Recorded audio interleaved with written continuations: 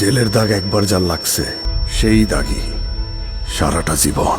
Afran Nisho the বসের দ্বিতীয় cinema দাগির teaser প্রকাশ পেয়েছে। মঙ্গলবার ইউটিউব ও ফেসবুকে উন্মোচিত হয় ছবিটির প্রথম টিজার। আসন্ন ঈদে মুক্তি পাওয়ার কথা রয়েছে এই সিনেমা।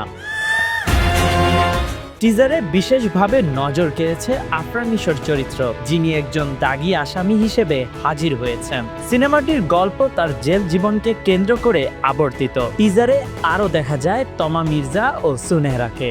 নিশো ভক্তদের মধ্যে এই টিজার প্রকাশের পর সোশ্যাল মিডিয়াতে ব্যাপক আলোচনা শুরু হয়েছে।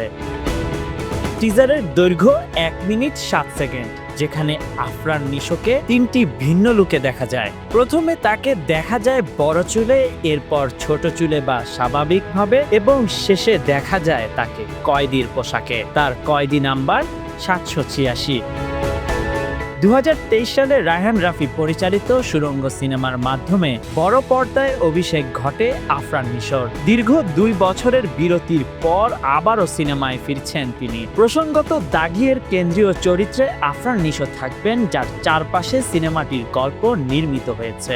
এই সিনেমা একটি সামাজিক ও প্রাসঙ্গিক গল্পের উপর ভিত্তি করে তৈরি। পরিচালক শিহাব শাহীন বলেছেন, দাগি একটি নতুন ধারার সিনেমা যা দর্শকদের কাছে উপভোগ্য হবে।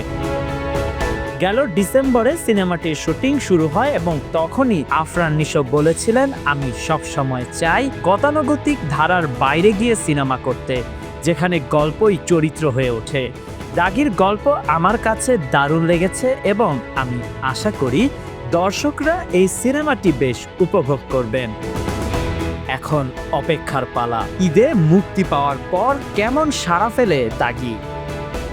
Khandakar Ishtiaq, news now 24।